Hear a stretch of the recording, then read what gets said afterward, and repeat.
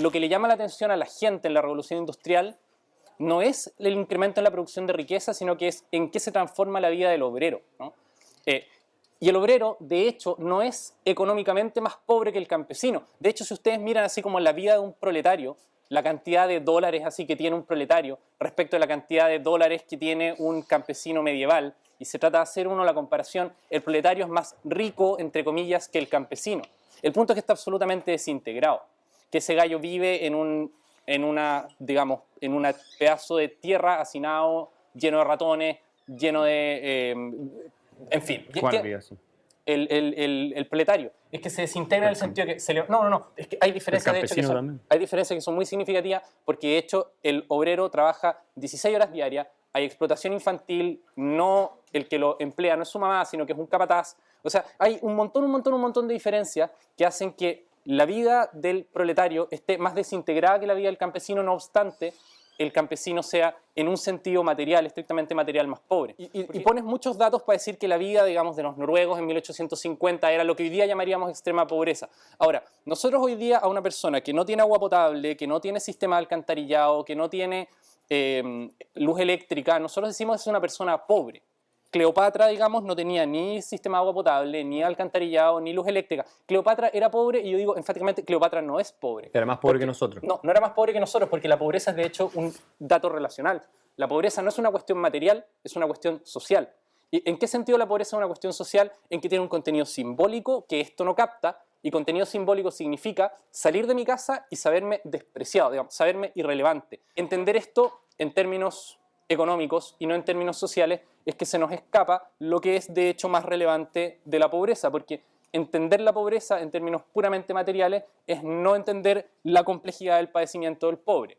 Yo lo digo esto desde sociólogo y también sé que tengo un punto de vista particular y estoy metido en 200 discusiones con economistas donde esto es muy interesante porque los economistas en general tienden a tener como mucho roce con alguien que les dice, hey, el problema de la pobreza es simbólico antes que material, y entonces su estructura mental como que se empieza a convulsionar. Nunca en la historia de la humanidad había habido un mayor respeto por la dignidad de las personas, del habitante promedio, una mayor igualdad en el sentido moral que tú estás diciendo, consagrada también en la ley, que desde la Revolución Industrial en adelante. Jamás. Y eso lo explica McCloskey, de cómo la Revolución Industrial también desata las fuerzas, ¿no es cierto?, institucionales y filosóficas para ir eliminando la esclavitud, consagrando el voto femenino, todas esas cosas que son producto en gran medida del éxito de la filosofía liberal, ¿no? Y ancladas en una tradición cristiana muy antigua, ¿ya? Entonces, si alguien de verdad cree que hace 100 años el chileno medio, o hace 200 años el chileno medio, o hace 50 años, da lo mismo, el chileno medio, era más reconocido en su dignidad, o que hace 200 años el europeo medio era más reconocido en su dignidad, o el americano medio, donde había esclavitud, era más reconocido en su dignidad, o cualquiera de los otros países del mundo donde todavía queda mucho por avanzar en esa materia, eran más reconocidos en su dignidad que hoy, yo por favor los invito a que me traigan la evidencia. Porque eso no es verdad.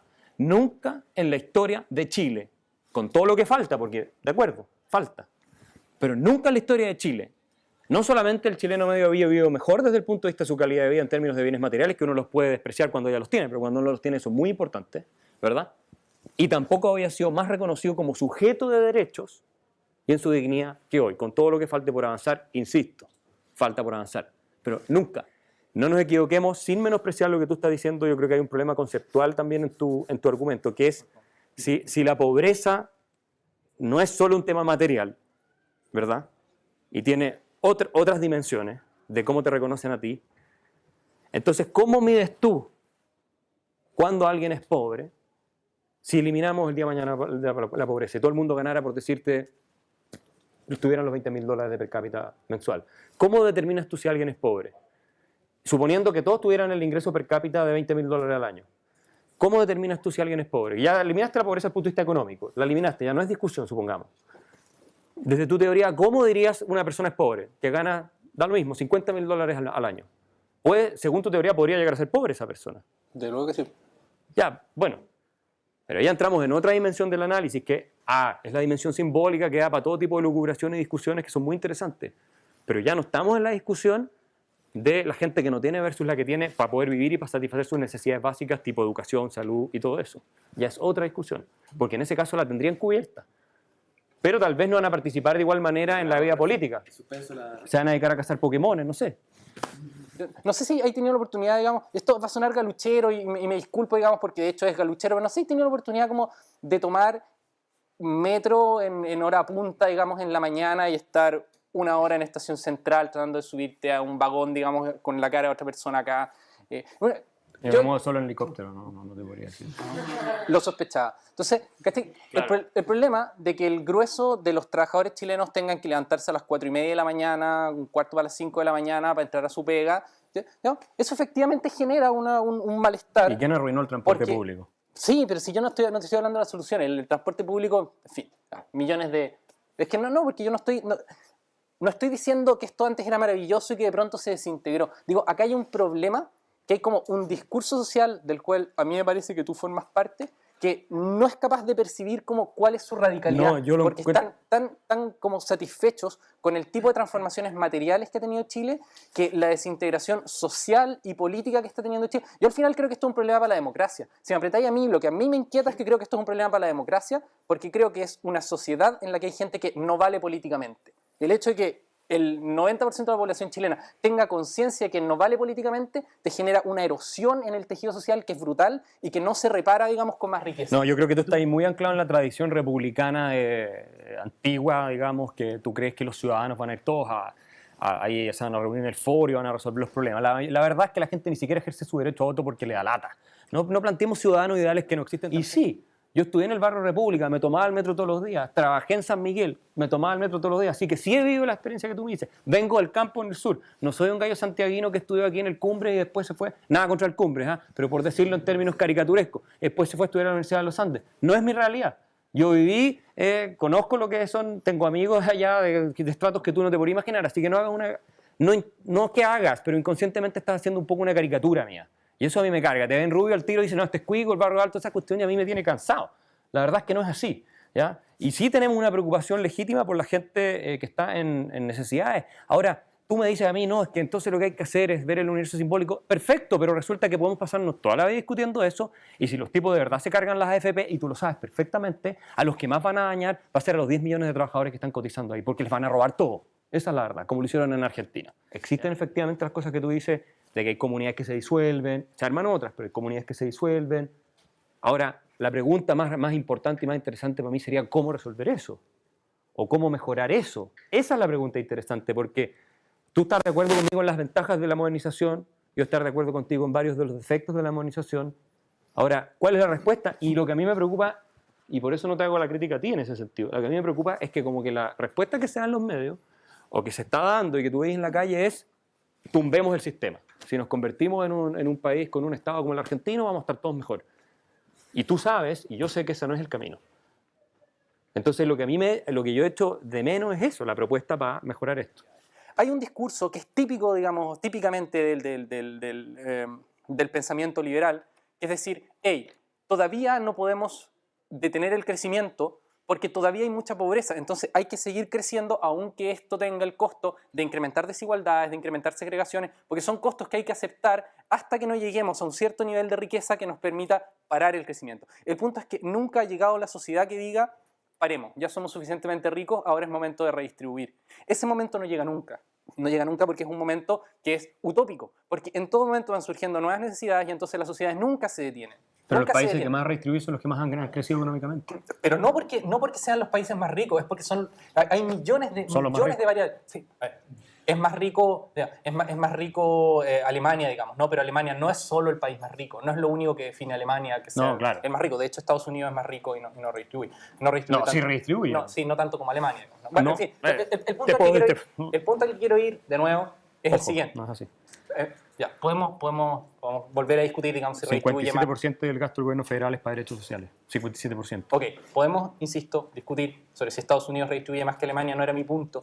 Mi punto es que hay una cuestión normativa que es que esto nunca ocurre, digamos, nunca llega ese momento. Entonces, la pregunta acá no es tanto cuánto tenemos que crecer para que lo que significa hoy pobreza sea resuelto como problema y lo que significa hoy como deseo, sino que es cómo queremos organizarnos políticamente. Esa es la pregunta. Imagínate así una tribu, digamos, metida en el Amazonas, ¿ya? Tú dices, son todos miserables, todos pobres, todos viven en una situación asquerosa.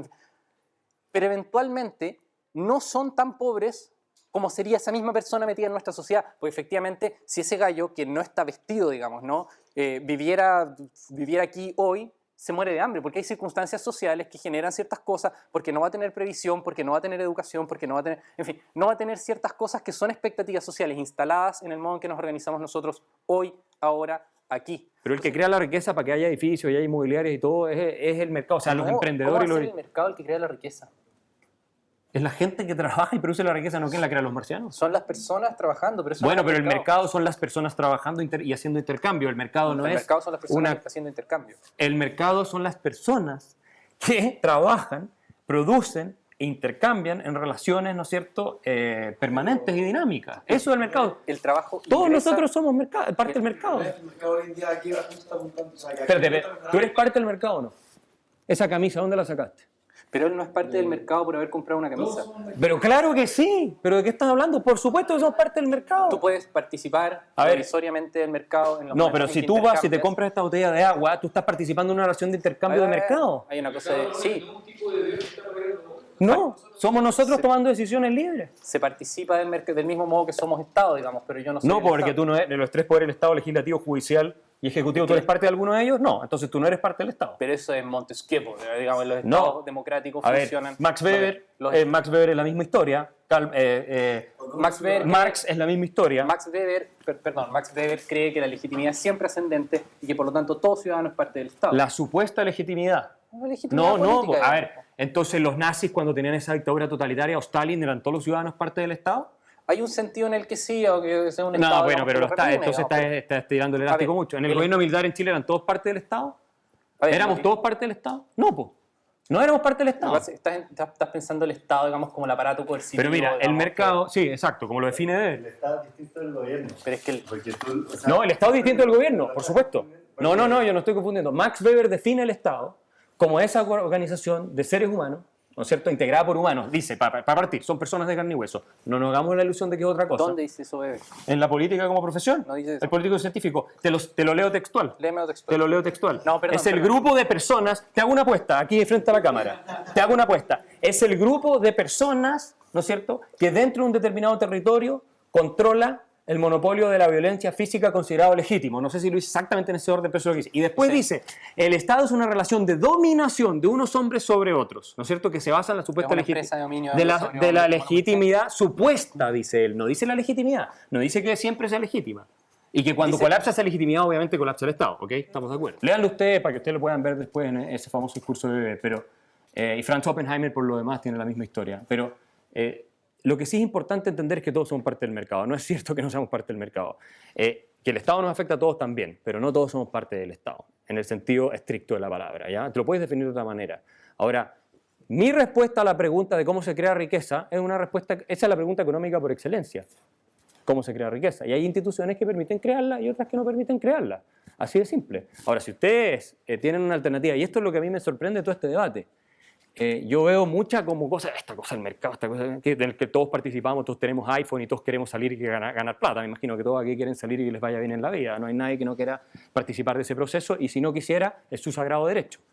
Pero hay como una especie de sesgo contra todo esto. Se fijan que es normal, yo lo entiendo porque es lo que se oye siempre.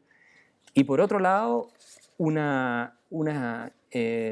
poco una idea ilusa, creo yo, de que las cosas pueden surgir de la nada, de que el mercado o de que otros sistemas que no tengan que ver con la propiedad privada, el mercado y el intercambio, y que tal vez en el futuro lleguen, ¿eh? Uno no lo sabe. Pero en este minuto lo que conocemos como alternativas podría funcionar mejor. Y lo cierto es que aquí son puras abstracciones nomás. Vamos viendo cómo resolvemos el problema de la gente que tiene mala vivienda habitacional. Ese es el punto de fondo. ¿O ustedes creen que la gente que está viviendo en campamentos lo que le importa es saber la dimensión simbólica de nada? Esa gente quiere tener primero resuelto su problema más urgente, que es una vivienda donde puedan vivir.